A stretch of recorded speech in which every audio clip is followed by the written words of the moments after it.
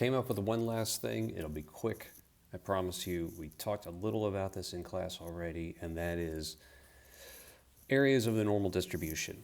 And what we have on, and this is at our book, Fundamentals of Statistics, you can see it on page 25, is a drawing of a normal distribution. Remember, the normal distribution is defined by an equation, not encountered in reality, but real data sets often approximate a normal distribution. That's why it's so useful.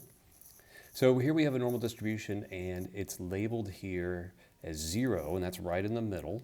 So 0 is in the middle of the normal distribution, and then we have 1, 2, 3, 4 going up, -1, -2, -3, -4 going down.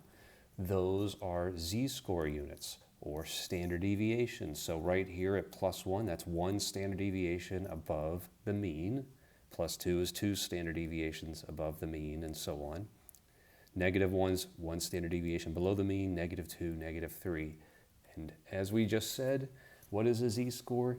It indicates the number of standard deviations a score is above or below the mean. So number of standard deviations is z-scores. This is why it's so useful. All right, now I wanted to point this out. What I have drawn here is an example of what I think is the most easily interpretable version of one of these z-tables, which is showing you how much of the area of the normal distribution falls in some region. And in this case, I said, what if we drew a line at -1, that is a z-score of -1, meaning 1 standard deviation below the mean, and we said, what percent of this distribution is less than -1? So another way of saying that, if your score is -1, it's greater than what percent of the normal distribution, and that is this grayed area here, okay?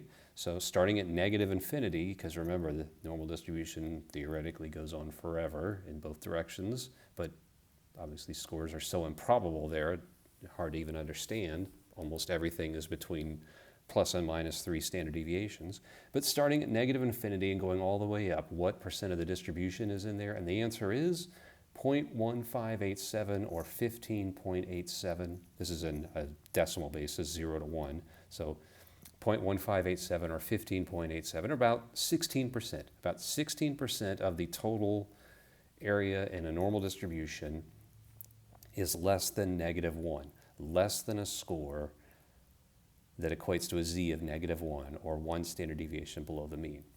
And here is a very simple version of what you might find as a z-table using this. And I said, what if your z-score is -3? What percent is less than that? Well, it's practically 0, as you can see. If you're right here, if a score is -3, then it is greater than just a very small sliver, practically 0, 0.0013. And yes, I have an Excel spreadsheet made up for this. So you can enter a z-score, and it'll tell you the probability, again, on decimal basis, 0 to 1, and it will graph it for us here. The darker is what is less than that score, and the lighter is not less. So let's enter a z-score of -3 and see what happens. It says, look, there's your area.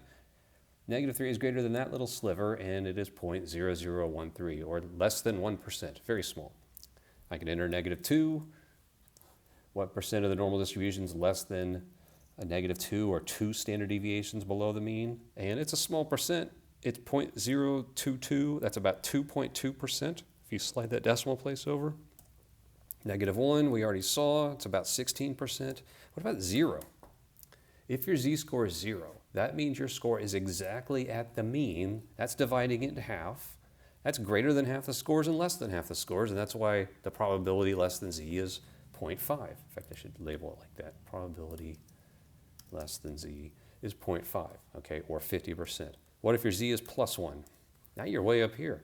If you have a z-score at +1, 1 standard deviation above the mean, that means in a normal distribution, this score is greater than all of these scores, okay? That's 84% of the total area, okay? That's really high. All right, what about +2? That's up to here, and you're greater than all these. So that's about 97.7%. We'll call it 98% of the total area if you want to round it off. What if you're +3? Well, now you can get the idea. It's basically almost all the area. What if you're +4? And it's really about all the area, okay?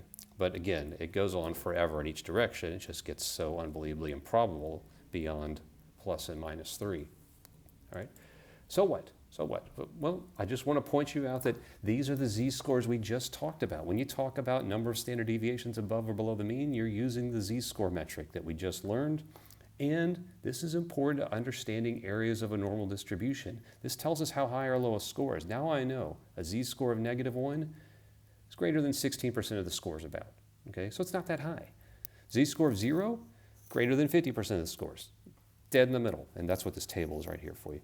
Z-score of 1.5, greater than 93% of the scores. Let's see that, 1.5. Sounds like fun, positive 1.5. Right here, greater than all of those scores, all of that area added up, total area is 1, that's 93% of the total area. Okay, so that's a very high score, and there you have it. So here's an abbreviated z-table if you need to consult, and there are a few very special values on here. Because in psychology and statistics, we like to use this 5% threshold for something that we'll learn about soon, but let's just say that this 5% versus 95% becomes an important dividing line for us.